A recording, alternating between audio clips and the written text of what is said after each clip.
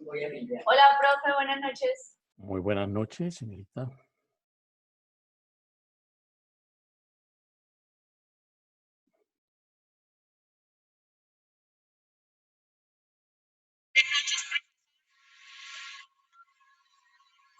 Hola, profe, buenas noches. Buenas noches, señora Natalia. Le estoy enviando, Natalia, el... Ah, perdón, no.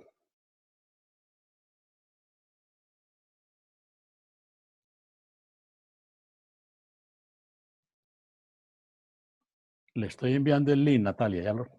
¿Listo? Bueno, bien, gracias. Muy Gracias, amable. señor profe, puede empezar. Jóvenes, muy buenas noches. Mientras van llegando más compañeros, mientras va llegando otro grupo de compañeros, hablemos un tanto del examen. ¿Para cuándo lo tienen programado? ¿Ya tienen fecha fijada?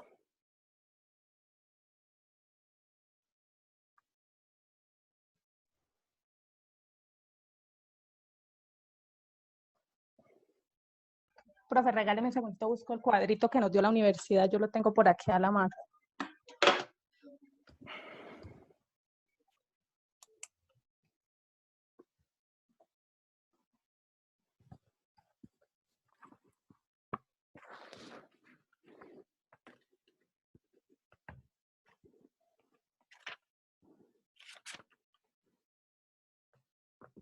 ¿Tiene ya la fecha, Natalia?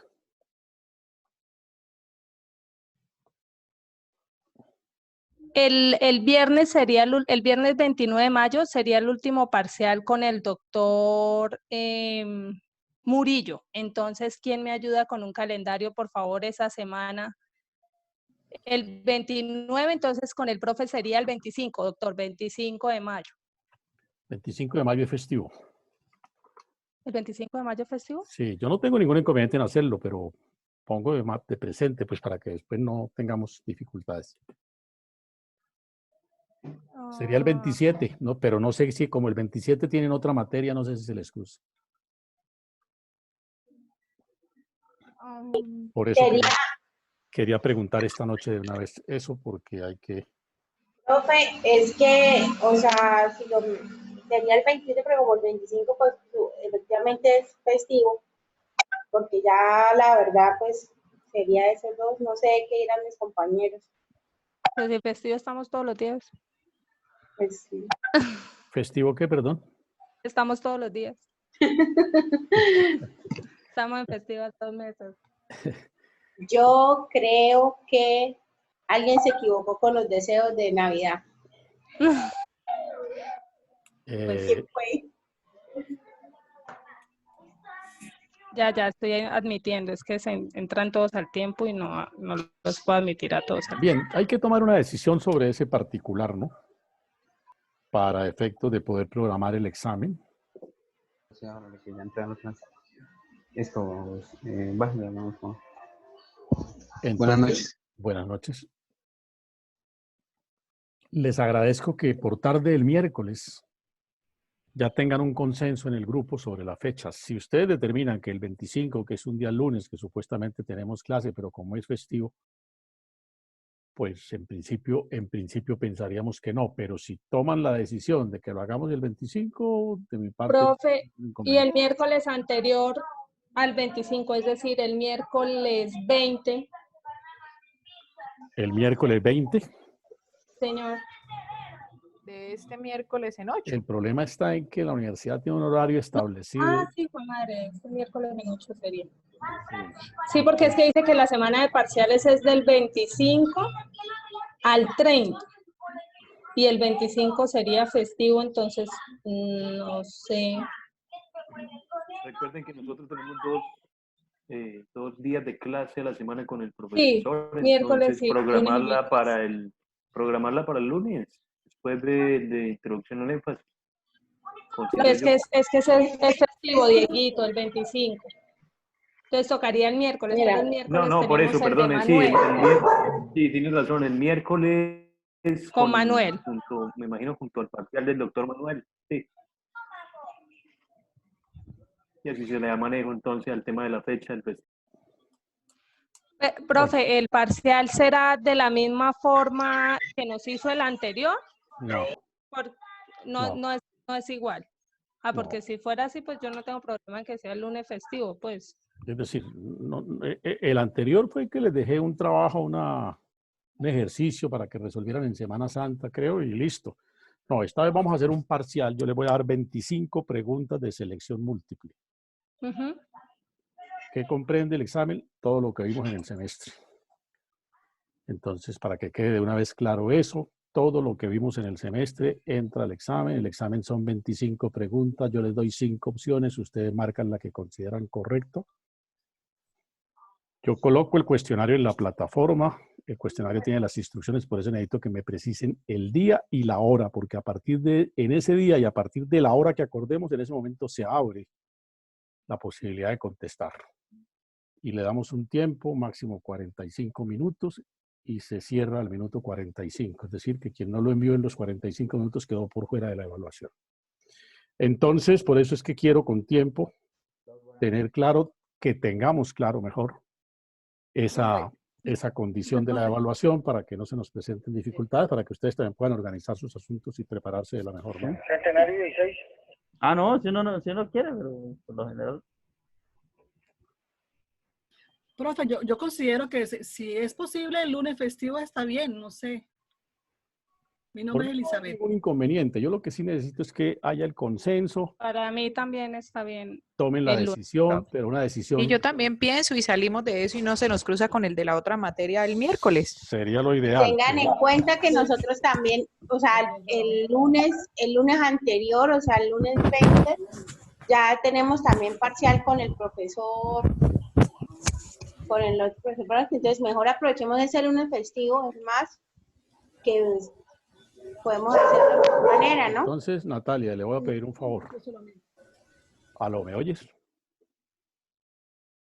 Señor profe, sí, señor, Sí, es que estoy dándole ingreso aquí a la gente. listo. Señor. Le agradezco que sume el consenso del grupo y me oficialices con un WhatsApp la decisión que adopten, porque con fundamento en ese WhatsApp, que entiendo, interpreta la decisión mayoritaria o la voluntad del grupo, yo programo el examen. Me refiero Listo, profe, sí, señor. a la fecha, a la hora, repito cómo son las condiciones de la evaluación. Yo coloco en la plataforma un cuestionario de 25 preguntas, selección múltiple. Cada pregunta vale 2 décimas para una nota total máximo de 5. El que contestó una, pues sacó 0,2. El que contestó las 25 sacó 5. El mismo sistema, inmediatamente voy a programarlo para que les vote o les indique de una vez el resultado de la evaluación. Y listo. Atentos a la hora que es, el día que es, agotar el término, y que creo que es suficiente. 45 minutos antes me parece mucho, pero bueno. Entonces, esas son las condiciones. Entonces sí le agradezco, si es tan amable, me acaba de convocar ahí, de consultar la opinión de los compañeros y toman la decisión. Pues no hay urgencia de hacerlo hoy, pero sí era importante plantear el tema para ir definiendo ese asunto. Pues creo que ya estamos conectados la mayoría, profe. Yo creo que ya podríamos de una vez decidirlo porque es que a veces eso se me complica. Es decir, a mí por está la mayoría. ya, Entonces, la pregunta, sí, señor, somos 35 participantes. ¿Algún compañero No objeta, puede, considera sí. que hay un inconveniente, que no es prudente, que el 25 es festivo, que tiene derecho al descanso como tal, y por consiguiente sugiere que no se haga el examen el 25? Lo que sí pongo de presente es que antes del 25 no se puede hacer, porque yo en eso me someto al calendario.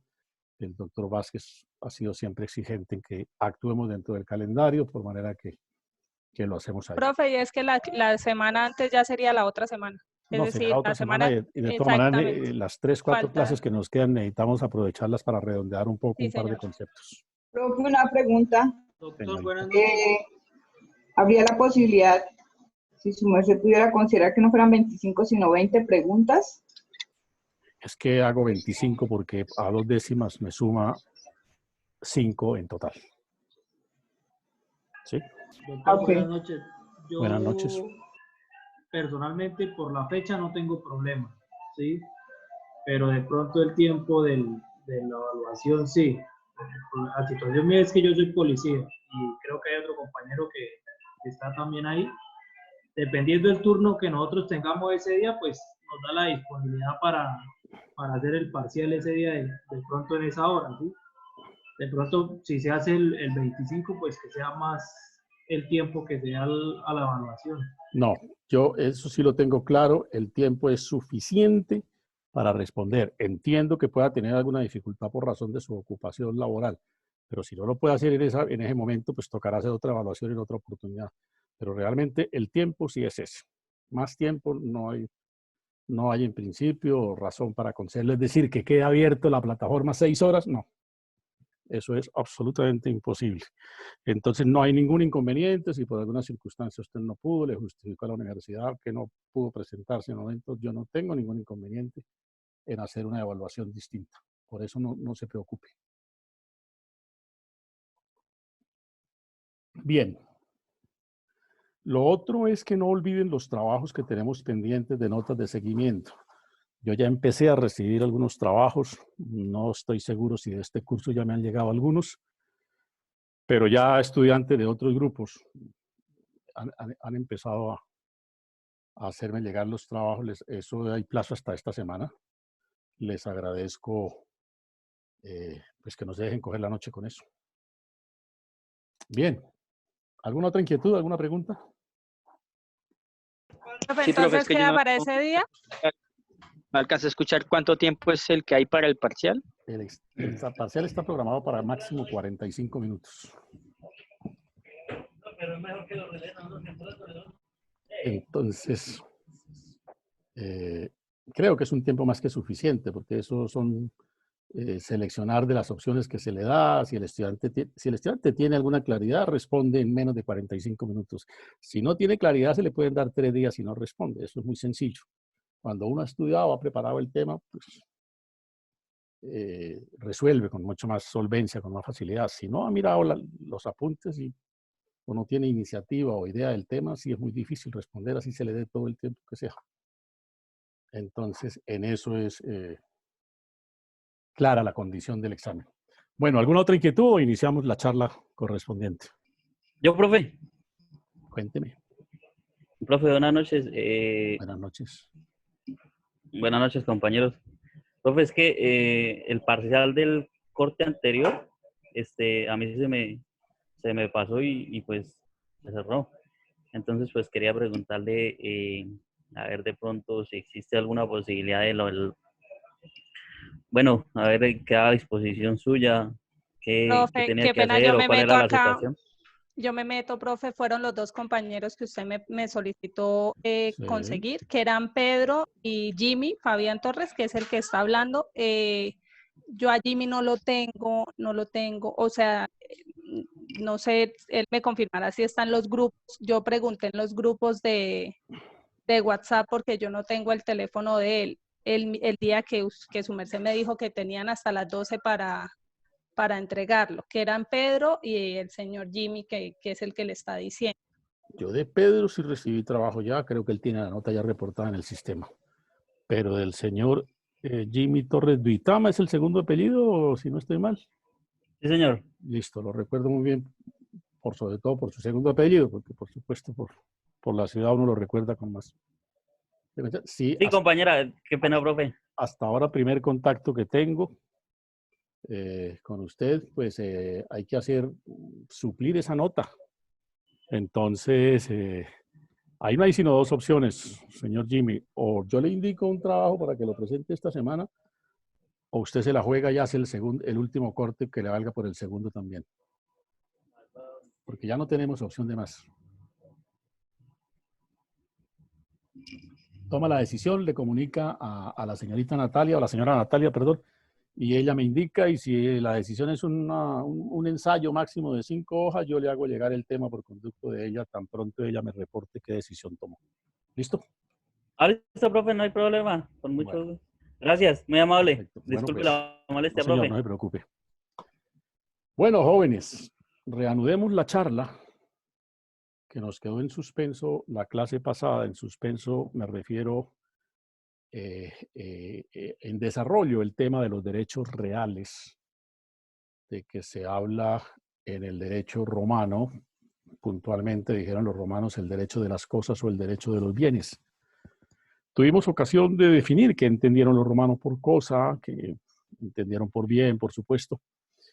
¿Cómo clasificaron fundamentalmente los romanos las distintas visiones, las distintas consideraciones que hicieron respecto de cómo se podían organizar o clasificar los bienes para los efectos jurídicos que dieron a cada uno de estos bienes? Recordemos que cuando hablamos de los derechos sobre las cosas, estamos hablando de un vínculo jurídico, de una conexión de carácter jurídico que se genera entre una cosa, cualquiera que ella sea, y una persona quien se reputa con derecho, ya sea de titularidad como propietario o de titular como poseedor de esa cosa de la que estamos finalmente hablando. Entonces, los derechos sobre las cosas los definieron los romanos, dijimos en su oportunidad, como ese vínculo jurídico, insisto en ello, que existe entre una persona en su condición de titular del derecho sobre ese objeto, sobre esa cosa. Los romanos, dijimos, fueron muy amplios en la concepción, en la visión que dieron a las distintas cosas y pudieron clasificarlas desde diversas perspectivas. Anotamos en primer término que la primera de esas grandes clasificaciones fue la que hicieron en cosas res mancipi y res nec mancipi. Bueno, primero la clasificación que hicieron de las cosas que estaban en el comercio y comercio y las cosas ius extra comercio, res extra comercio. Es decir, las cosas que no estaban dentro del comercio, dentro de estas últimas, dijimos, los romanos clasificaron los bienes que correspondían al derecho divino, que por la naturaleza y la valoración que ellos hicieron de lo religioso, pues por supuesto, jamás permitieron entender que eran susceptibles de apropiación o de ejercicio de derecho real alguno. Y de igual manera, como rezan los textos de derecho romano, consideraban que el derecho elaborado por los hombres también podía excluir algunos bienes que tenían un carácter comunitario o que tenían un carácter público, según fuese la connotación, pero cualquiera que fuese un bien de una u otra condición estaba también por fuera de la posibilidad de que sobre ellos constituyera un particular derecho o titularidad sobre ese bien. Y entonces valoraron fue las cosas desde el punto de vista patrimonial, entendieron por cosa, dijimos en su momento, todo aquello que era susceptible de una valoración. Por consiguiente, entrar a un patrimonio. Patrimonio es una suma, es la masa, es el conjunto de bienes en la perspectiva de lo económico. En la perspectiva de lo económico, lo que no tenga valoración económica no entra al patrimonio de la persona. Los patrimonios se forman es a partir de los valores de los objetos o de las cosas que tienen contenido o valor o significado económico. Lo demás no entra dentro del patrimonio. Cuando una persona muere, lo que se hace en los términos jurídicos es elaborar el inventario de activos para efectos de conformar lo que los abogados llaman la masa de bienes, que es lo que finalmente se reparte, se liquida, pues, y se reparte entre quienes tienen la categoría o el reconocimiento de herederos. ¿Qué es lo que entra ahí? Lo que tiene un contenido económico. Lo que no tiene contenido económico no entra. Por ejemplo, ustedes mañana van a ser abogados. El título de abogados entra en la sucesión el día que nos toque faltar.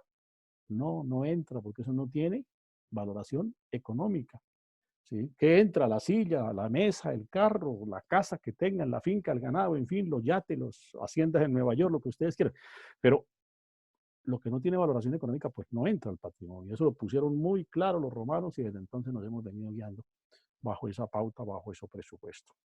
Por eso entendieron para las cosas siempre aquellas que definieron de ius commercium, es decir, que son susceptibles de comercialización.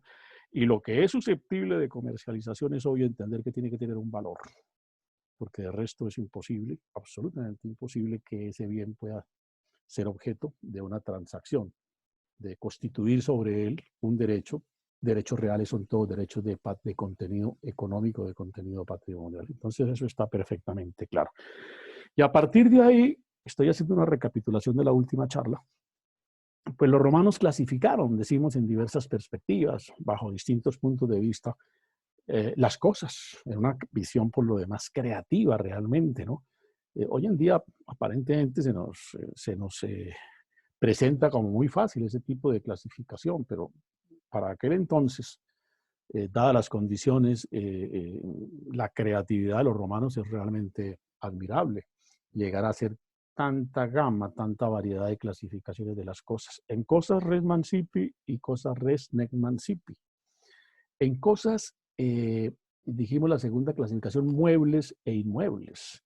En cosas principales, en cosas accesorias, en cosas fungibles, en cosas no fungibles, en cosas divisibles, en cosas no divisibles, en fin, 5 o 6 clasificaciones creo que presentamos sobre la manera como los romanos clasificaron los bienes. Y no los clasificaron para hacer un ejercicio por ejercicio, pues como para llenar libros ahí sin sentido alguno, no, los clasificaban para efectos jurídicos, es decir, para determinar las consecuencias jurídicas o el tratamiento jurídico, la condición del vínculo jurídico, según fuese la naturaleza de la cosa. Según fuese la naturaleza de la cosa. Ahora, hay cosas, también lo dijimos en su oportunidad, que pueden tener de una u otra característica. Por ejemplo, puede ser mueble y no ser divisible. ¿Sí? Puede ser inmueble y no ser divisible, o puede ser inmueble y resultar divisible. ¿Sí? Entonces, por eso las perspectivas son varias, pero no quiere decir que únicamente las cosas o los bienes caben en una de esas clasificaciones. No, pueden caber en varias clasificaciones. Son perspectivas distintas y a partir de ahí, decimos, los romanos determinaban jurídicamente las condiciones en que esas cosas eran susceptibles del ejercicio de derechos de contenido patrimonial. Bien, igualmente, si no me falla la memoria, entramos a presentar las formas jurídicas que los romanos elaboraron para el ejercicio de esos derechos reales, puntualizando que los derechos reales, como lo dijimos también cuando caracterizamos este tema en la clase anterior, son limitados. Es decir, existe el derecho real de posesión, el derecho real de propiedad, algunas constituciones de derechos sobre bienes ajenos, como por ejemplo las servidumbres, como por ejemplo las garantías de carácter hipotecario o prendario que se dan. ¿Sí? Entonces, eso constituye el ejercicio de derechos de las personas sobre las cosas. Por supuesto, las dos más importantes son las primeras porque en ellas el titular del bien puede disponer con amplitud en relación con las cosas o los bienes que se reputan como de él, mientras que cuando constituimos derechos reales sobre bienes que son ajenos, pues esos derechos tienen unas limitaciones y unas condiciones muy precisas. Es el caso de las servidumbres, por ejemplo. Cuando constituimos servidumbre, también lo anotábamos en la clase anterior, sobre un predio que es colindante con otro conjunto de predios, pero que es necesario habilitarlo como paso para que las demás personas puedan ingresar a sus fincas y de ellos se tratare, se constituye la servidumbre, pues los predios colindantes tienen el derecho a usar la servidumbre, pero no, única y exclusivamente ellos, no tienen derecho a nada más en relación con ese predio que sigue teniendo un dueño, que es un tercero, simplemente que sobre ese predio se constituyó la servidumbre. Cuando yo tomo un crédito de carácter hipotecario y doy como garantía un inmueble, es decir, constituyo sobre él para garantizar el pago de la obligación una hipoteca, pues el acreedor tiene un derecho, pero es un derecho limitado, condicionado a los términos de la hipoteca y a las condiciones del negocio por medio del cual surgió la hipoteca. Y únicamente podrá ejercer el derecho en las condiciones de que están pactadas, valga decir, por el incumplimiento de la obligación y, repito, en los términos muy precisos en que se haya dispuesto el otorgamiento de ese derecho de hipoteca, lo mismo con la prenda. Entonces, son derechos distintos, formas varias que existen en relación con el ejercicio o la materialización de los derechos reales. El primero de esos derechos, yo no estoy muy seguro. Natalia me decía hoy que habíamos alcanzado a introducir. El tema del derecho de propiedad, ¿lo vimos o no lo vimos? No. Bueno, si lo hemos visto, repasémoslo. Y si no lo hemos visto, pues cumplamos con el cometido de presentarlo. Pero hablemos en primer término, repasemos la figura de la posesión, porque ahí sí creo que, según me comentaba Natalia hoy, hayamos alcanzado a introducirnos en ese tema. La posesión es una de las figuras a través de las cuales, repetimos, las personas pueden ejercer titularidad de derechos reales, valga decir, pueden ejercer titularidad sobre las cosas. Es una manera de crear el vínculo jurídico entre un objeto y una persona. El término posesión deriva pues, de un vocablo latino, possessio, que significa posesionarse, sentarse sobre algo, era lo que los romanos determinaban con el vocablo possessio, y de ahí van derivando el aforismo posesión para significar que alguien se asienta sobre una cosa, que alguien hace para sí una cosa, pero con dos elementos que son necesariamente concurrentes. No es coincidencial, no es optativo y no es uno cualquiera de los dos. Son imprescindibles, pero además necesarios que los dos elementos se den simultáneamente, valga decir que sean concurrentes. El primero de esos elementos es que yo hago la cosa, pero con la intención de retenerla, es decir, de hacerla para mí, ¿sí? Tomo el vaso y lo cojo para mí y lo sostengo y lo afirmo como mío, ¿sí? Y la otra condición es la de disponer de la cosa, como dice el Código Civil nuestro, con ánimo de señor y dueño, es decir, que yo actúo frente a esa cosa como si yo fuera el dueño de la misma. Entonces yo lo puedo coger, yo lo puedo usar, yo lo puedo prestar. Si alguien me sale, si alguien me lo quiere comprar, se lo vendo.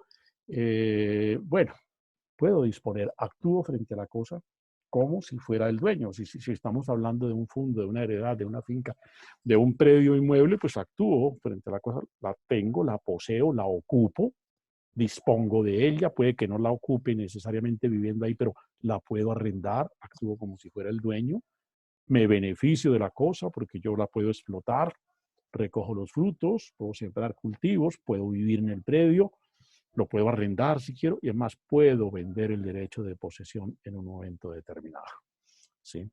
Entonces actúo con ánimo de señor y dueño, levanto, le hago mejoras, levanto edificaciones, le cambio las paredes, le pongo otras ventanas, bueno, todo lo que indica actuar en los términos literales del Código Civil nuestro con ánimo de señor y dueño. Es decir, cuando decimos con ánimo de señor y dueño, estamos significando con toda la disposición como si la cosa fuese mía. El poseedor es un tenedor, no es en principio el dueño de la cosa. El poseedor es un tenedor. Lo que pasa es que el derecho reconoce la condición de poseedor, la valora y le da protección jurídica a quien posee las cosas. En materia de bienes muebles, la principal característica para reputar a alguien como dueño es que la posea.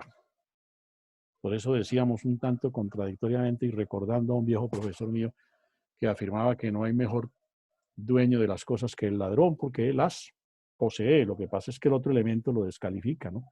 Pero de eso se trata fundamentalmente. Del ejercicio de una tenencia de una cosa con el ánimo de retenerla, de hacerla para sí. Es decir, yo no la voy a entregar porque afirmo que la cosa es mía. Y, por supuesto, ejerciendo sobre ella todas las acciones, actuando frente a esa cosa como si yo fuera el verdadero dueño de la cosa, disponiendo de la cosa con la amplitud con que el titular del derecho de propiedad actúa sobre un objeto cualquiera.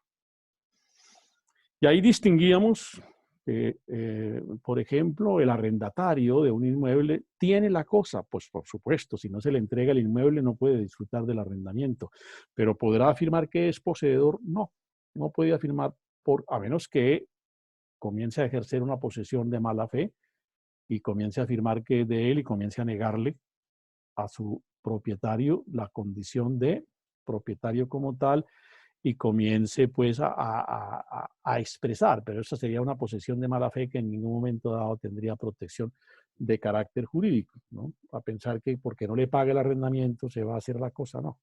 De hecho, el contrato de arrendamiento, cuando se firma, supone que quien tiene la condición de arrendatario reconoce que hay alguien que tiene titularidad sobre el predio. Por eso es absolutamente imposible que por vía de contrato de arrendamiento alguien se pueda hacer al derecho de posesión de un inmueble para después hacerlo valer con pretensiones de que se le adjudique la titularidad plena del mismo. Esa es una figura que en el caso de los contratos de arrendamiento no opera, por las razones que expongo, porque cuando suscribo un contrato de arrendamiento estoy reconociendo que alguien es el titular de los derechos sobre ese predio, simplemente que me lo está cediendo para que yo lo disfrute, pero yo lo sigo reconociendo como tal en la medida en que me comprometo a pagarle una suma determinada por permitirme vivir dentro de él. Es decir, le estoy reconociendo al otro el derecho a disfrutar de la propiedad del predio.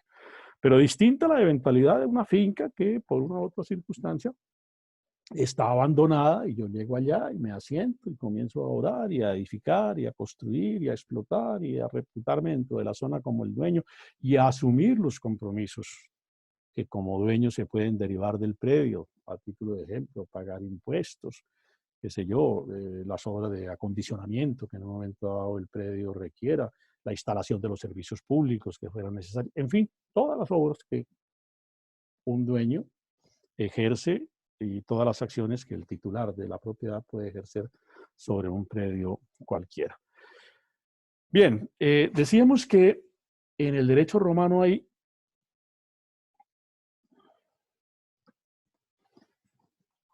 entonces la figura de la posesión como la primera de las formas de tener derecho real sobre las cosas, que preciso los elementos, esto es lo que me interesa fundamentalmente que ustedes tengan claro, que la posesión está constituida por un conjunto de elementos.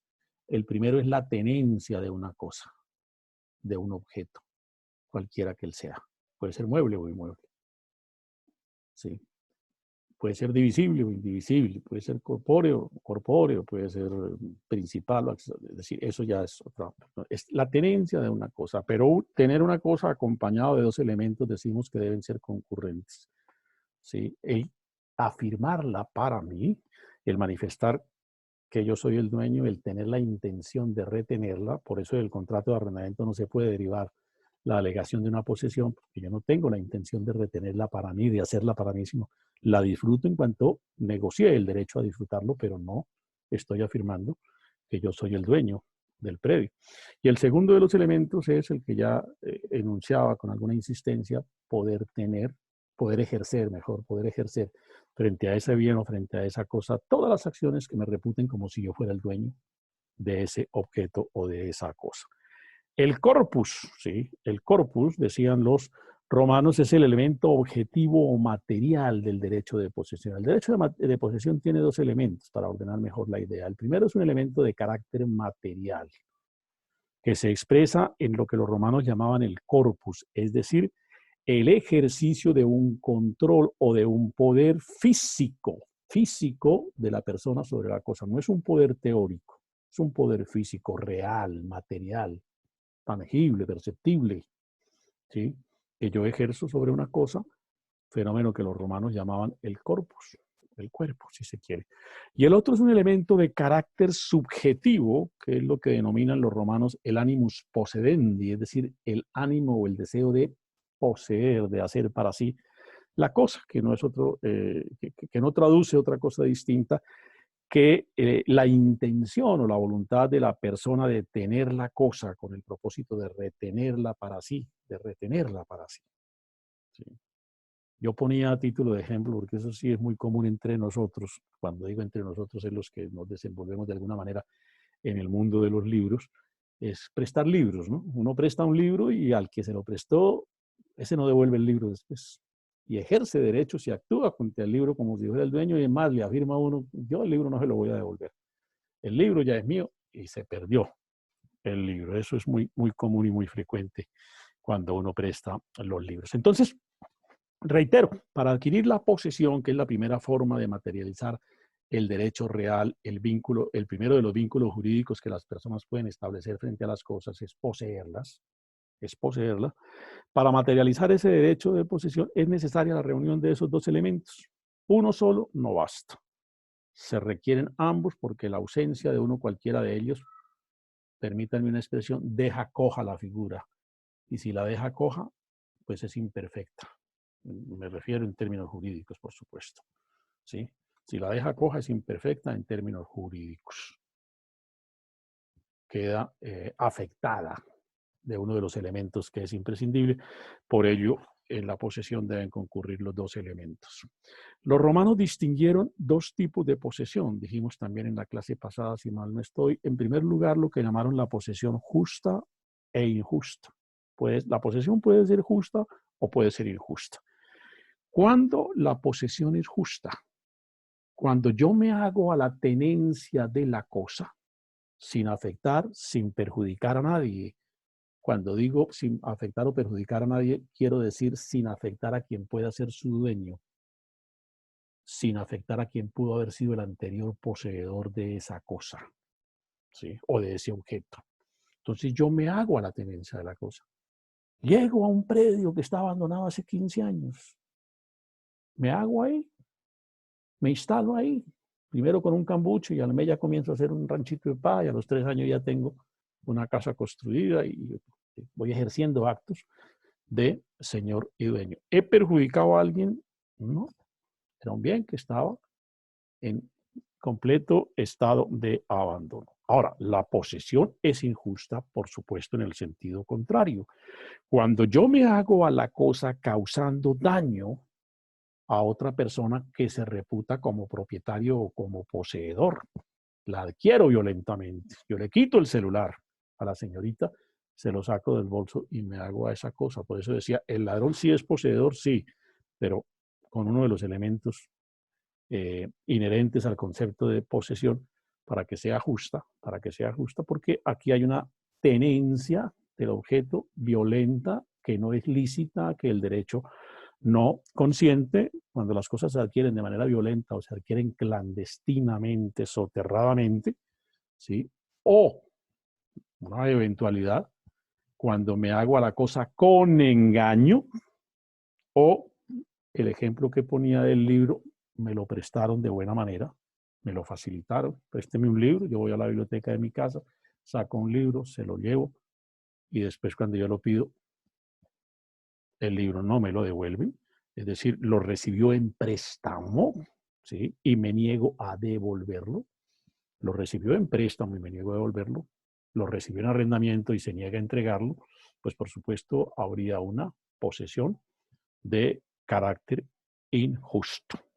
Y esa es una posesión que en términos jurídicos desde los tiempos de los romanos y todavía hoy en día la calificamos así, es una posesión. Los romanos decían viciosa, digamos nosotros viciada, en términos más jurídicos, para no confundir la palabra viciosa con otro significado o con otra expresión. Nosotros hablamos de vicios en las cosas, de vicios en los actos jurídicos que afectan la validez del acto jurídico. Un vicio, por ejemplo, es cuando yo hago un negocio sin tener la voluntad para hacerlo. Me llevaron a la fuerza a firmar la escritura, me llevaron a la fuerza de la iglesia para casarme, me llevaron forzado, me doparon y yo firmé dopado. En fin, todo lo que afecte la voluntad vicia el acto que aparentemente yo he consentido. Por eso los romanos calificaban de injusta, o mejor, llamaban a la posesión injusta como una posesión viciosa, nosotros decimos viciada. La segunda manera que se da más o menos dentro de los mismos elementos anteriores es la posesión de buena y de mala fe. La primera es cuando el poseedor tiene derecho a la posesión, ¿sí? Y es de mala fe cuando no tiene derecho a la posesión. ¿Cuándo es de buena fe? Cuando, bueno, primero la adquirió de manera justa.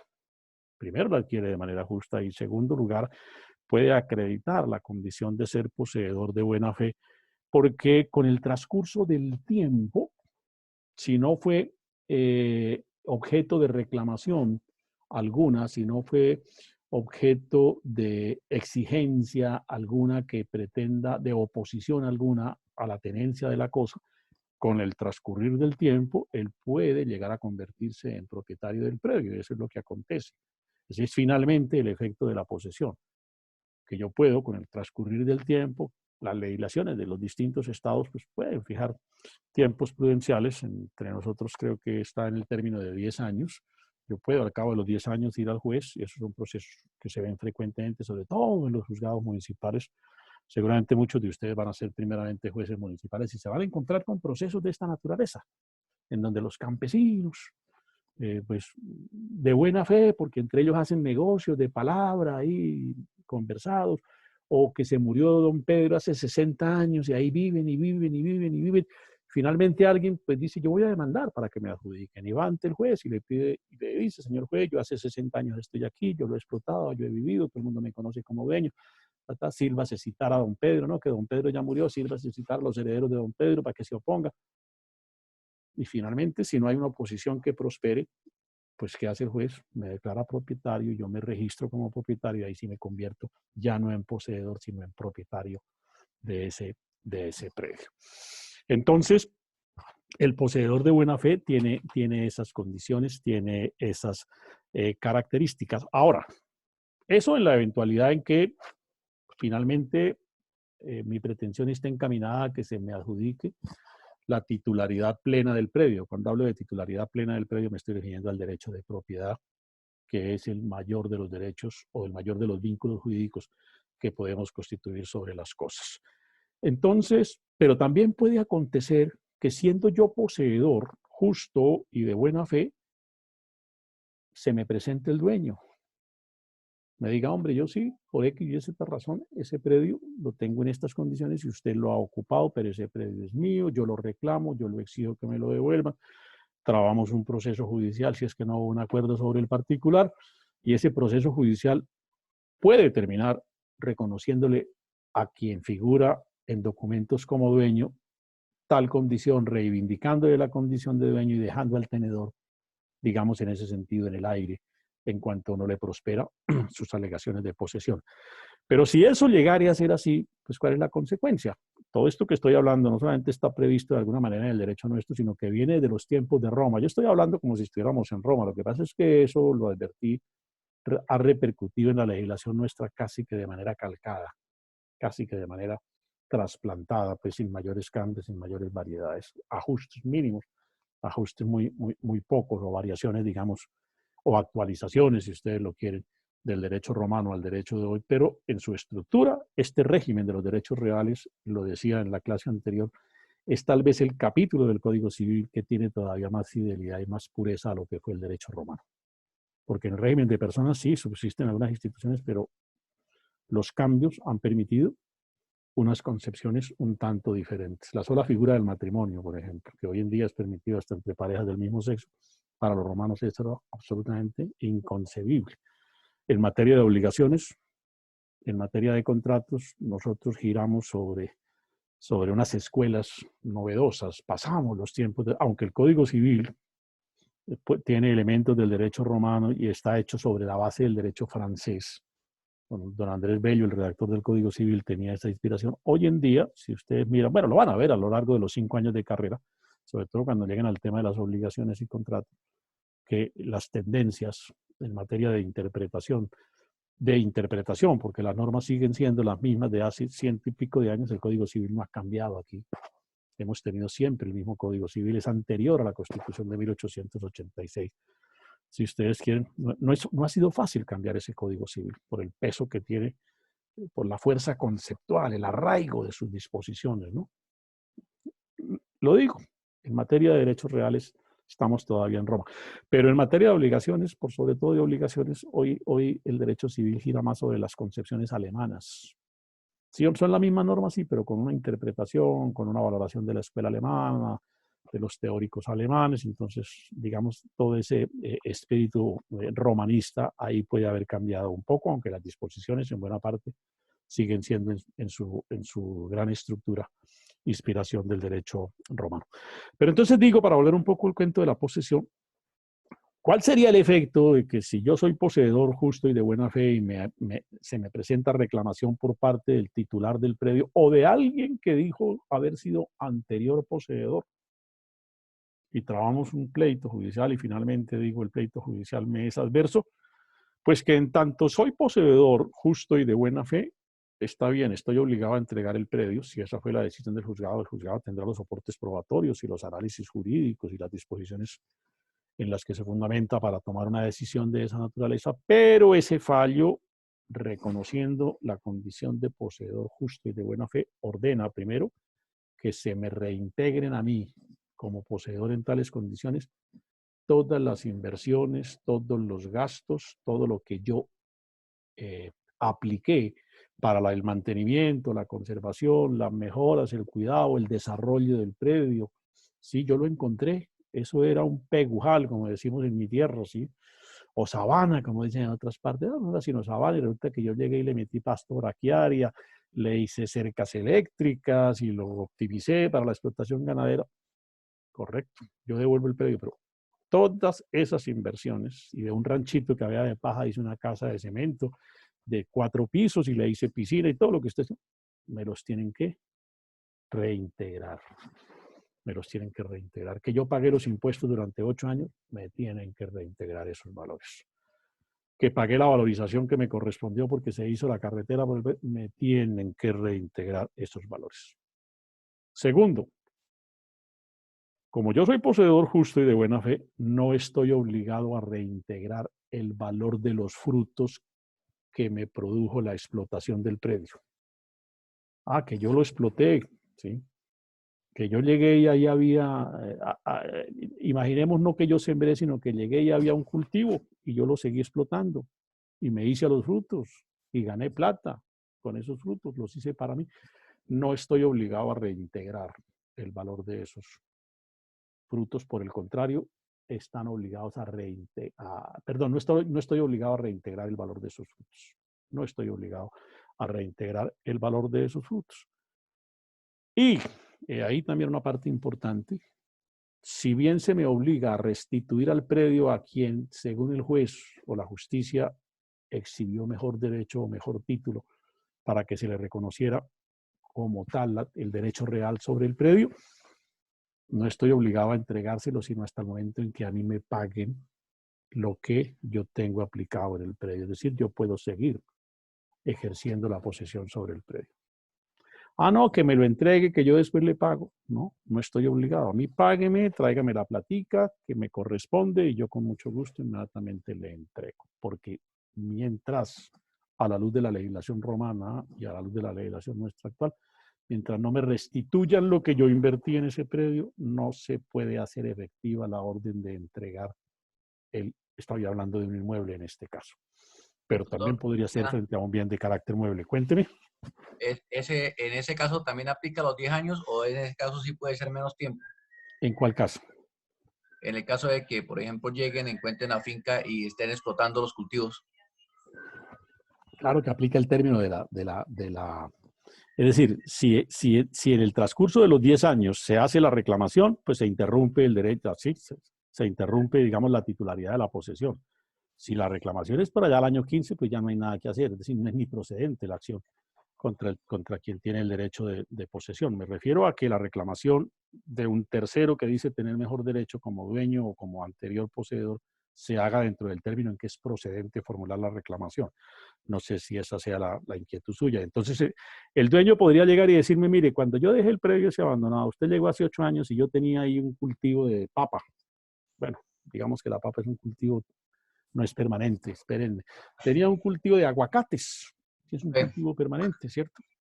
Y entonces yo tenía ahí, y yo recogía al año 20 toneladas de papa, de aguacate. O sea que usted ha estado en el predio durante 8 años, me tiene que restituir el valor de esos frutos durante los 8 años. Como soy poseedor de buena fe, no estoy obligado a restituirlo.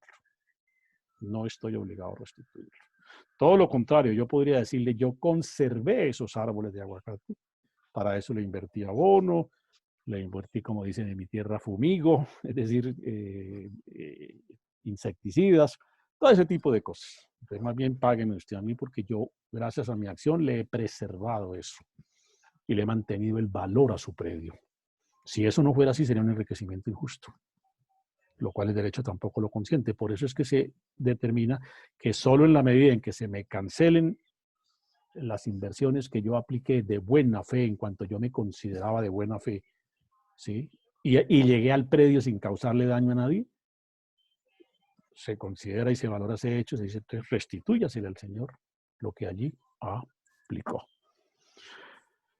Por el contrario, cuando el poseedor es de mala fe, pues obviamente la justicia restituye el predio a quien es el propietario o a quien era el anterior poseedor que exhibió mejor título. Y en esa circunstancia de poseedor injusto o poseedor de mala fe, sí se me obliga. Entonces resulta que yo llegué y lo saqué a la fuerza. Lo saqué a la fuerza porque lo amenacé que si no se iba y me dejaba en el predio, yo le mataba a su familia y pues ¿qué hace el pobre campesino? Se va. Pero entabla la acción judicial con el correr del tiempo y demuestra que ahí había un cultivo de aguacate que producía tanto al año y que como yo llevo ya 5, 6, 7 años y yo recogí esos frutos, me tiene que restituir. Y en tanto es poseedor de mala fe, pues obviamente la justicia en derecho, todo esto viene de los romanos, repito, condenaban al poseedor de mala fe a restituir los frutos. Segundo, no le ordenaban cancelarle a su favor todo lo que hubiese invertido en el predio. Porque yo llegué y saqué al propietario a la fuerza. Me hice al predio de manera injusta, de manera violenta. ¿Sí? Adquirí, hay más, vamos a poner el ejemplo un tanto extremo. Llegué y maté al papá del campesino y a la mamá del campesino y pues ¿qué hizo el campesinito? Tuvo que irse corriendo. No puedo después pretender alegar o fundamentar la posesión en un acto de buena fe y sería absolutamente contradictorio, por demás absurdo, que no se le reconocieran los derechos al que fue desposeído violentamente. Por eso es que la ley dice, usted tiene que restituirle el valor de los frutos que usted percibió porque explotó el predio, lo hizo tenencia del predio mediante una manera o una forma ilícita.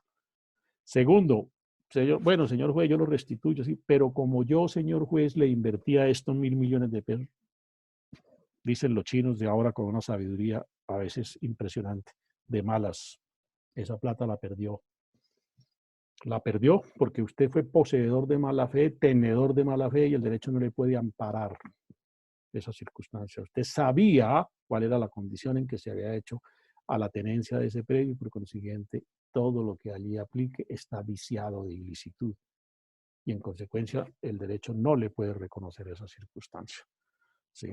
Entonces, ahí es importante en términos de posesión tener en cuenta que de buena, que de mala fe, porque las consecuencias que derivan, pues por supuesto, son también trascendentes o interesantes.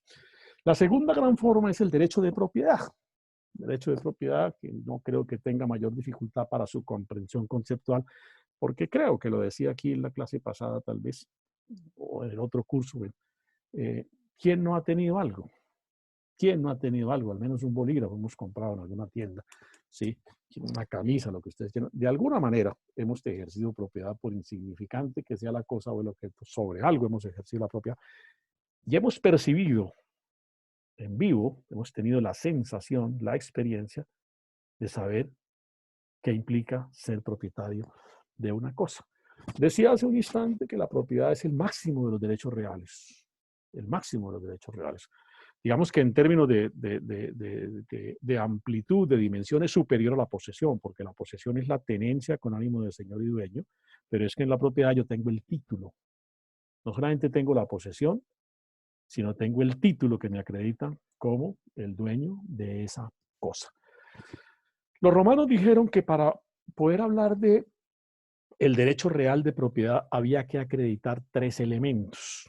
¿Sí? Lo que ellos llamaron el jus utendi o usus de la cosa. El jus, ya saben que jus es derecho, utendi o usus, es decir, el derecho a usar una cosa. Claro, el propietario es el que con mayor razón puede usar una cosa, porque si uno es propietario y no puede usar la cosa, pues ya ahí comienza a haber algunas limitaciones al derecho de propiedad que tienen otro tratamiento jurídico. ¿Sí? El segundo de los elementos del concepto de propiedad es el jus fruendi o fructus, es decir, el derecho a disfrutar de lo que la cosa puede producir. Entonces, yo soy dueño de la casa, yo la puedo habitar. Soy dueño de la casa, la puedo arrendar. El arrendamiento me percibe una renta, me produce una renta, yo puedo disfrutar de esa renta. Soy dueño de la finca y tengo 60 árboles sembrados de aguacate, naranja, limón. Pues puedo, si quiero comérmelos todos, o si quiero regalarlos, o si quiero venderlos. Puedo disponer de los frutos de una cosa. Y el otro concepto es lo que los romanos llamaban el jus abutendi, o el abusus también, dicen otros autores, en términos ambos latinos, pero y seguramente los romanos los utilizaban indistintamente, pero aplicados al mismo concepto, que no es otra cosa que el derecho a disponer de la cosa.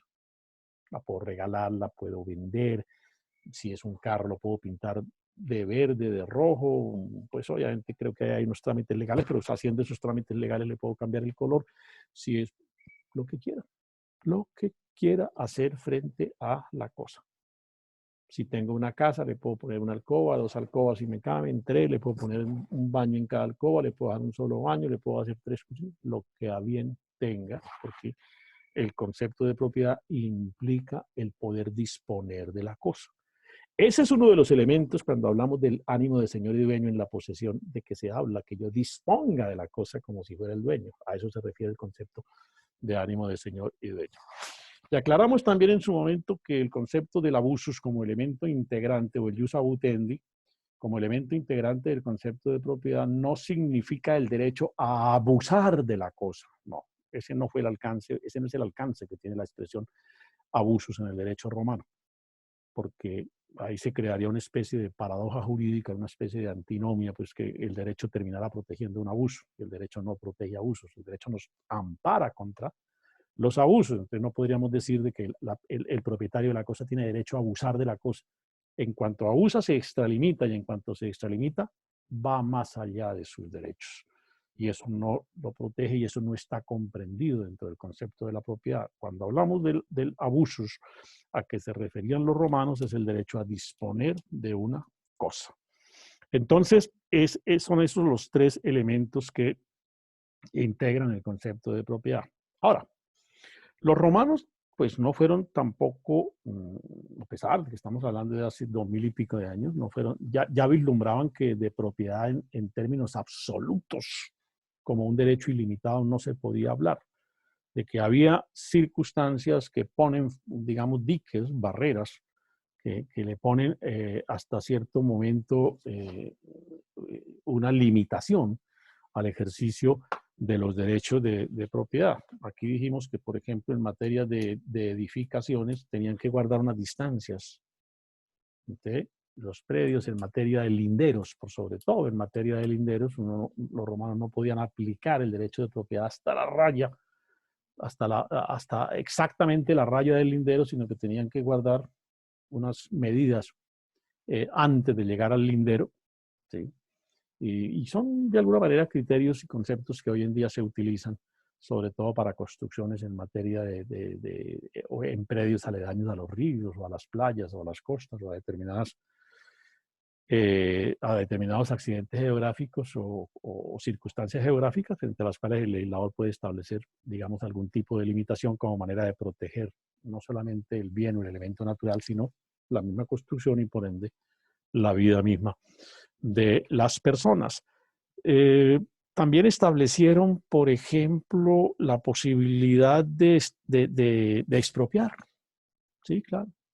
Los romanos contemplaron la posibilidad de expropiar. Los romanos distinguieron desde entonces ya, porque ellos manejaron el concepto del interés público, que había momentos en que era de interés general una obra y que ese interés general debía primar sobre el interés particular. Y es lo que conocemos hoy en día con la figura de la expropiación. Los romanos la contemplaron sobre todo para los efectos de construir acueductos, y para hacer ciertas vías públicas, que es algo que hoy en día suele tener todavía frecuencia, ¿no? Hay que hacer el acueducto del municipio. Y resulta que después de todos los estudios se ha determinado que el acueducto, la manera óptima de hacerlo, si se quiere la única manera de poder hacer el acueducto, es en la finca de don Pedro. Y entonces don Pedro dice, no, la finca es mía y yo no dejo construir el acueducto. Pues entramos en un conflicto en que tiene que valorar la autoridad cuál de los dos intereses prima, si el derecho particular de don Pedro o el derecho general, colectivo, el interés social de los 4.000, 5.000 habitantes de la municipalidad.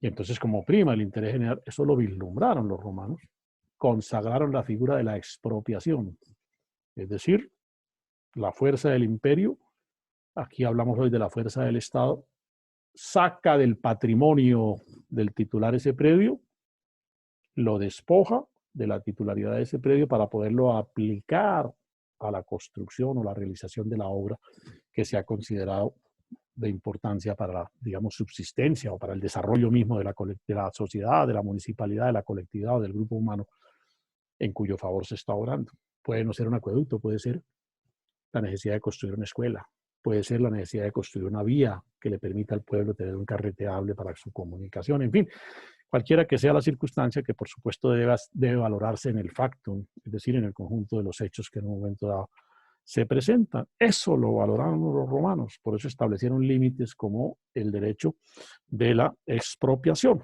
En fin, tuvieron sobre ese particular diversas aplicaciones y a pesar de que consagraban el abusus, el derecho a disponer de la cosa, y el derecho a usar la cosa, y el derecho a los frutos, es decir, a reconocer plenamente el derecho de propiedad, dijeron, pero hay circunstancias en las que esa propiedad se encuentra limitada.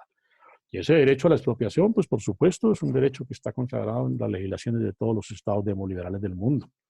De otra manera sería muy difícil. Hay estados que no tienen expropiación, pero que no son de cultura latina, ¿no? Por ejemplo, tengo entendido que en el Japón no hay expropiación. En Japón no hay expropiación. Lo que pasa es que es otra cultura, ¿no? Otra cultura gira sobre otros presupuestos. Viene a mi memoria que no hace muchos años, un señor en el Japón, permítanme contar esta anécdota para que vean las diferencias de culturas y las aplicaciones jurídicas que esas culturas generan, ¿no? Aquí, si se necesita construir una carretera y el dueño se niega, ¿qué ocurre? El Estado expropia. Bueno, expropiar no significa que no se le reconocen los derechos que le corresponden por ser propietario. No, claro, le quita el predio y le dice, vamos a un juzgado, que el juzgado diga cuánto vale el predio y yo le pago lo que el juzgado diga. Y listo.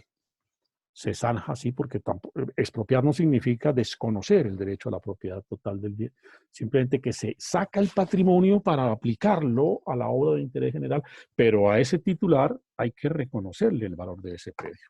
Por eso se adelantan los juicios de expropiación, en nuestro caso ante los juzgados. Y un juez adelanta un proceso y el señor dirá ya ese predio valía 10.000 millones de dólares porque la hectárea valía tanto y tanto y tanto y la lonja me hizo la cotización y el avalúo y lo que ustedes quieran. Y el Estado, que es el que expropia, dirá, no, no vale tanto, mire, vale esto porque el avalúo es así. Es un proceso judicial. Cada cual presenta sus pruebas y el juez decide. El juez falla, dirá, vale tanto, tiene la razón fulano de tal, o yo hice unos peritazgos y resulta que el valor es este. Bueno, falla en su autonomía, en su soberanía. Como juez, en el Japón decía, no existe la figura de la expropiación, que es muy de la cultura jurídica nuestra, por la influencia demoliberal que tiene. La propiedad es uno de los elementos consustanciales de la filosofía liberal. La propiedad privada es el punto de partida en materia económica de toda la ideología, la filosofía o el pensamiento liberal. Liberalismo se expresa de dos maneras como corriente del pensamiento. En el campo de las libertades, del cual surge con el correr de los años el discurso de los derechos humanos y de los derechos fundamentales, y en materia económica se expresa en el modelo capitalista. Y la piedra angular, el punto de partida del modelo capitalista es el concepto de propiedad privada y la iniciativa privada. La libertad de iniciativa y la libertad de empresa. No son las piedras angulares en materia económica del modelo capitalista. Repito, el capitalismo es la aplicación del liberalismo al plano de lo económico. En el Japón, pues, son otras las concepciones y de otro orden la manera de pensar. Allá, para terminar la historia, un señor que tenía un predio en alguna ciudad muy importante del Japón, el Estado decidió que por ahí debía pasar un tren. Y entonces llamaron al señor, vende el predio, y dijo, no, yo no lo vendo. Allá no hay expropiación. El señor dijo, yo no lo vendo, porque yo ahí voy a construir un edificio. Mire, aquí están los planos, están los diseños y todo. Pero allá hay unas formas, digamos, unas figuras como de conciliación de conflictos. Finalmente aplicaron esa figura, no expropiación, aplicaron la figura de la conciliación. ¿Y qué pasó? El señor hizo el edificio, un edificio de 40 y pico de pisos, ¿sí? ¿Y qué acordaron? Que entre el piso 4 y el piso 8, él no los construía. Por ahí pasaba el tren. O sea que en el edificio se se levantó la estructura del edificio, apartamentos, locales comerciales, lo que ustedes quieran. El proyecto del señor, simplemente que el señor permitió, por virtud de ese acuerdo, no sé si le reconocerían algo o no, por virtud de esas especies de conciliaciones, que lo que él tenía proyectado hacer en los pisos 4, 5, 6, 7 y 8 se aplicara para que por ahí pasara el tren, de manera que el tren en ese edificio pues pasa para los que viven allá por la casa de uno. Pues bien, los romanos sí concibieron la figura de la expropiación y nosotros la hemos heredado, no solamente porque viene del derecho romano, sino también por el peso de la ideología liberal clásica con la cual nosotros hemos soportado todo nuestro desarrollo en materia constitucional. Entonces, establecieron esa limitación. Otra limitación que los romanos establecieron es que a quien consideraban disipador le podían impedir el ejercicio del derecho de propiedad sobre sus bienes. El que malgasta, el que despilfarra, o el que no tiene la aptitud o la condición mental por alguna circunstancia traumática, ¿sí?, que no le permite tener conciencia de la disposición de los bienes que se reputan como de su propiedad. Por eso esos bienes en ocasiones los maneja un tercero. Se le nombra un tutor, un curador, qué sé yo, según sea la circunstancia, alguien que le maneje los bienes, claro, con compromisos y con obligaciones, ¿no? De rendir cuenta, de atender lo necesario para la subsistencia de esa persona, porque puede que esa persona tenga una enfermedad tal que no tenga conciencia, no tenga la capacidad para discernir en relación con los bienes que se predican de su propiedad, ¿sí?, o la tenga deformada. El que todo lo coge para gastarlo en juego, por ejemplo, finalmente termina siendo una adicción, la ludopatía, creo que se llama eso, no estoy muy seguro, que es ese tipo de vicios que termina la persona pues regalando todo, empeñando, comprometiendo todos sus bienes por el afán de jugar.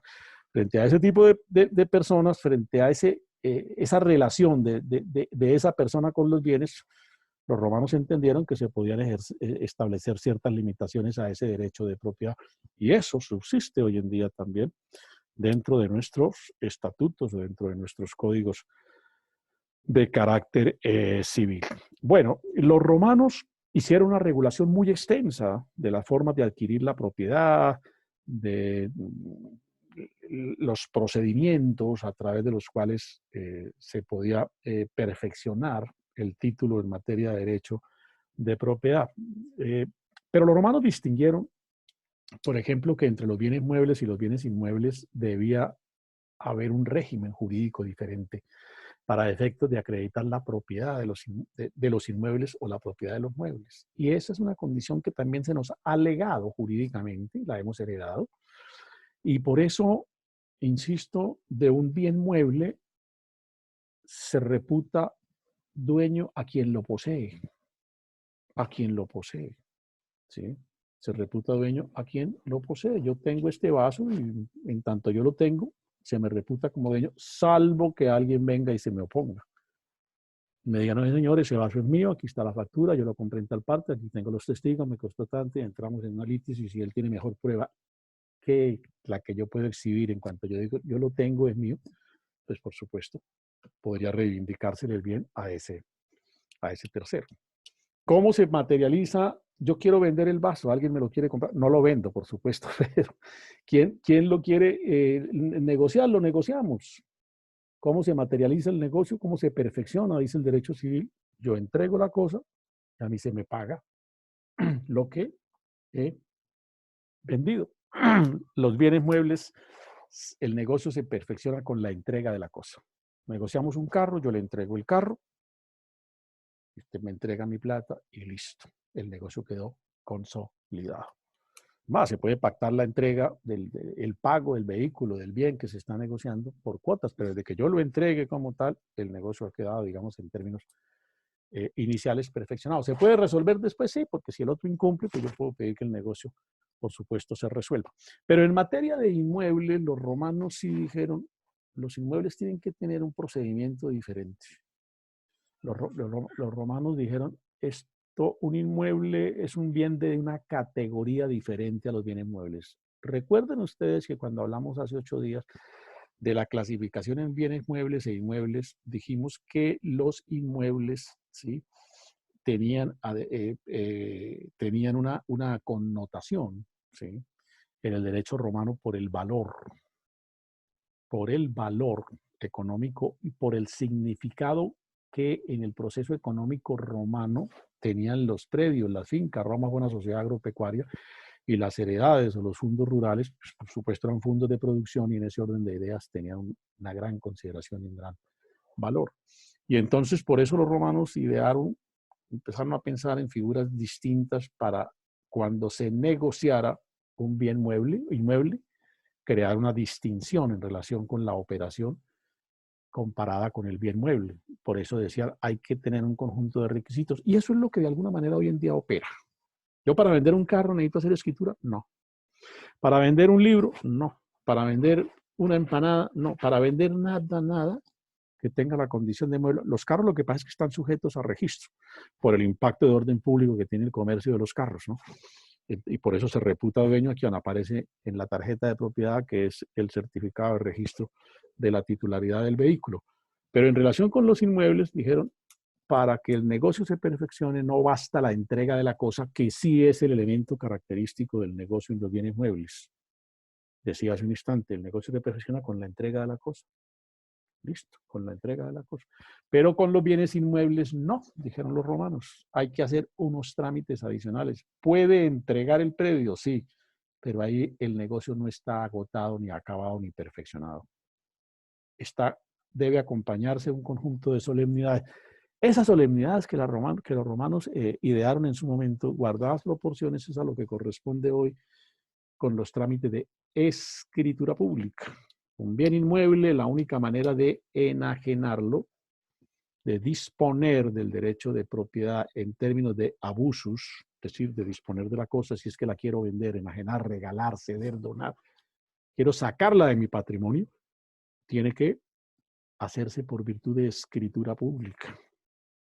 No basta un papelito donde diga que yo le regalo, que yo le vendo, no. Tiene que ser por una escritura pública. Y no basta tampoco la sola escritura pública. Debo llevarla a la oficina de registro, que es donde como se le dice a los folios que sacamos en la oficina de registro comúnmente, el certificado de libertad y tradición. Exactamente, Natalia, porque eso es lo que acredita el derecho de propiedad en relación con los bienes inmuebles. La tradición. Solo cuando se ha hecho transferencia de la tradición, es decir, cuando se ha registrado, el negocio queda perfeccionado. Y eso viene del derecho romano, porque los romanos valoraron la dimensión de los inmuebles y por eso pusieron ese tipo de formalidades, que nosotros en nuestro tiempo las hemos mantenido, por supuesto. Tienen un impacto económico los bienes inmuebles, son de alguna manera elementos importantes en el proceso económico, dan seguridad, en fin, cualquier cantidad de cosas, y eso hace que sigamos practicando la figura de las formalidades para las operaciones comerciales en relación con los bienes inmuebles. Y se llama tradición, certificado de tradición. Comúnmente la gente dice, tráigame un certificado de tradición. ¿Por qué se llama tradición? Eso técnicamente es folio de matrícula inmobiliaria, ¿sí? Pero se llama certificado de tradición, así lo conocemos y así lo distinguimos, porque es el certificado que acredita quién es realmente el titular del bien. Y ese bien puede haberse vendido 10 veces, pero si yo sigo figurando ahí, yo sigo siendo el dueño. Sigo siendo el dueño. Por manera que todos los efectos jurídicos se reputan de ese bien, se establecen en relación con la persona que aparece en el registro. Ah, no, que fue que le vendió la casa hace 5 años a Pedro y Pedro hace 2 años se la vendió a María y María se la regaló a la hija.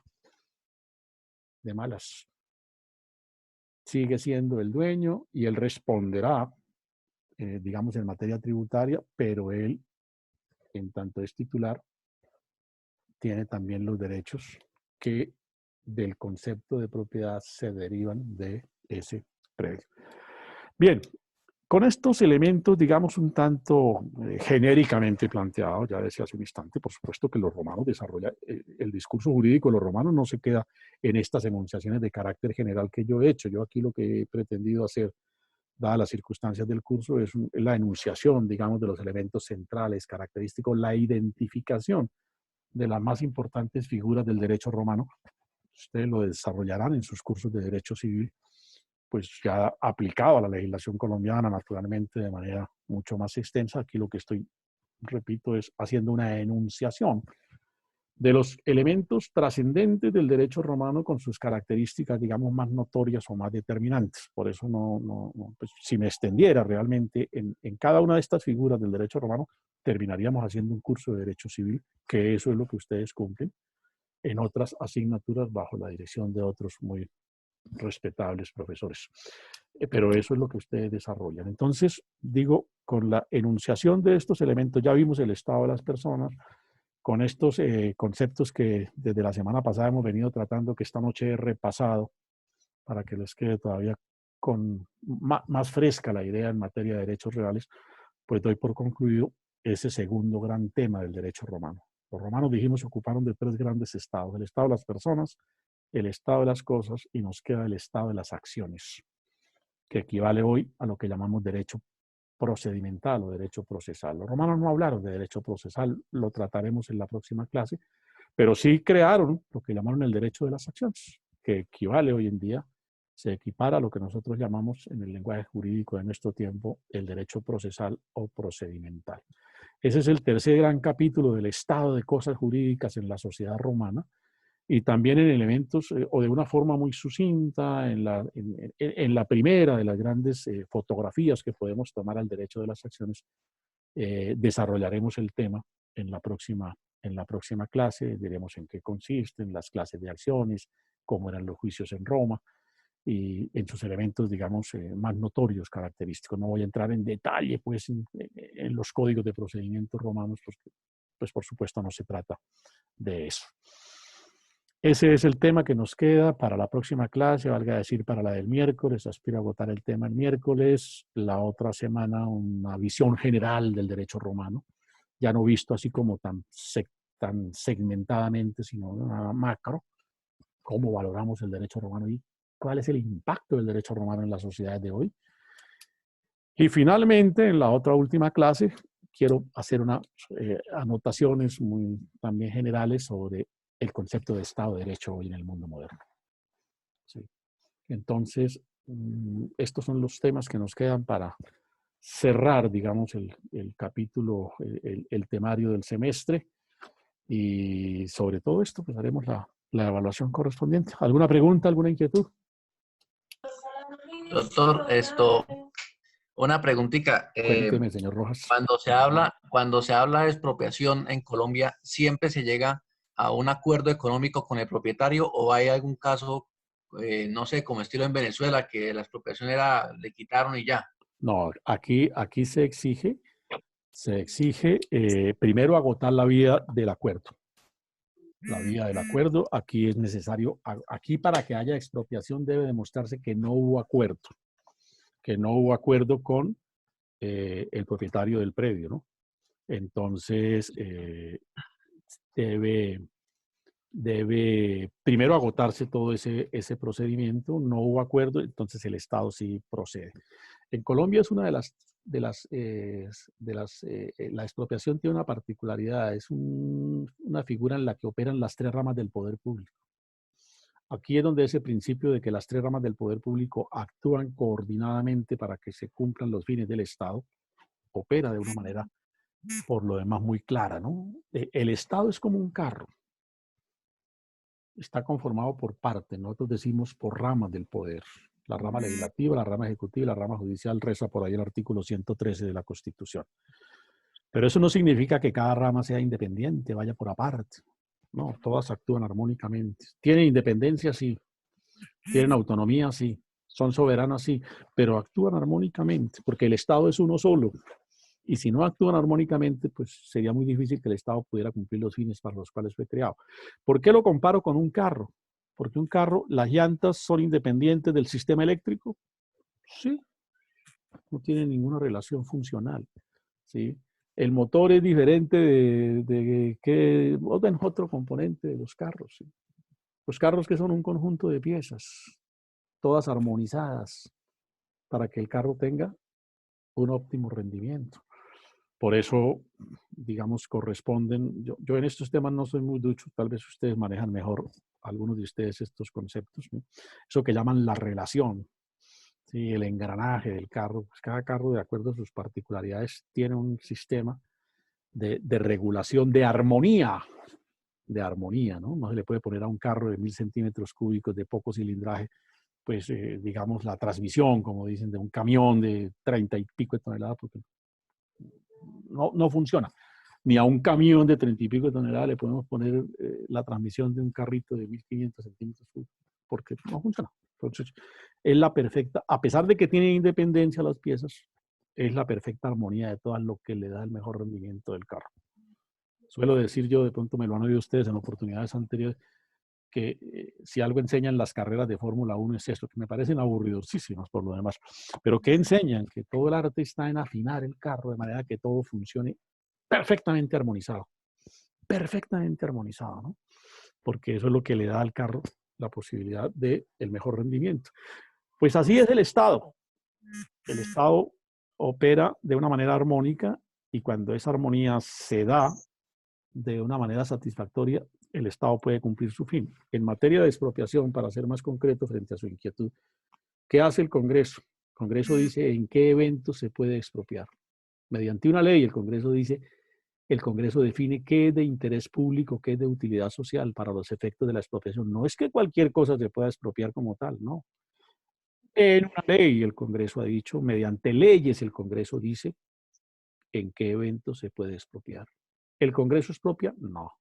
El Congreso simplemente regula mediante ley las eventualidades en que puede aplicarse la figura de la expropiación, desarrollando un concepto que la Constitución trae. ¿Quién aplica la expropiación? La autoridad, el gobierno, sea nacional, sea departamental o sea municipal. Y en ese momento, cuando se determina que el bien es necesario para una ejecutoria de trascendencia pública o social, se impone que el gobierno debe agotar con el titular del bien un trámite de negociación respecto del predio. Pero puede que ello no acontezca. Fíjense ustedes el caso, aquí recuerdan, hasta hace unos pocos años, duró como 7 años la vía al aeropuerto en un paso ahí que no se podía trabajar. Porque un acerrío que había ahí, un negocio de maderas, creo que era, el señor del predio dijo, yo el predio no lo doy.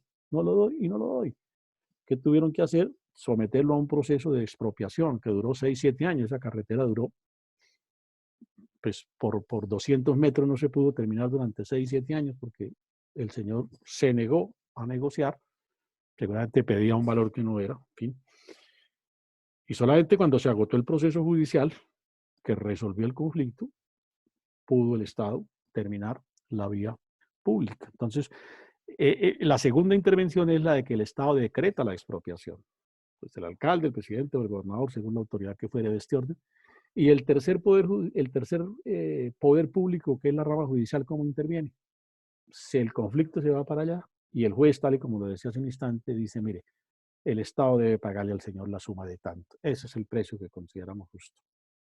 ¿Cómo lo determina? Mediante un proceso judicial. Y en un proceso judicial, como lo vamos a ver desde los tiempos de Roma, las partes intervienen para exponer sus pretensiones, para la defensa de sus intereses y de sus derechos.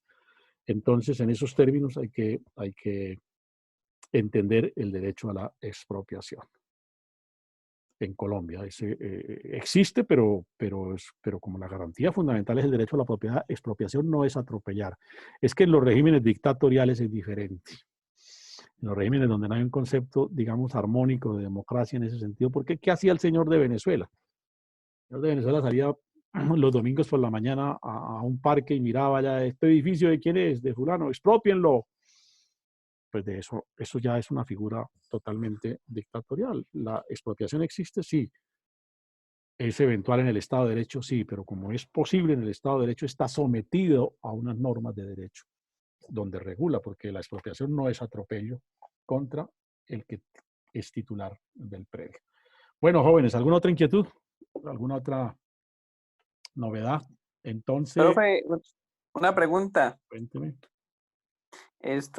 ¿Las clases dónde se montan? ¿Los videos de las clases? Las clases están ya en la plataforma y están yo no sé si me parece que estas ya están todas en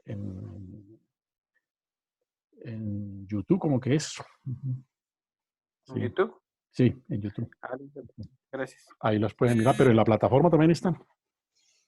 Ok, perfecto. Bueno, les agradezco mucho. Entonces, nos queda pendiente definir lo del examen, ¿no?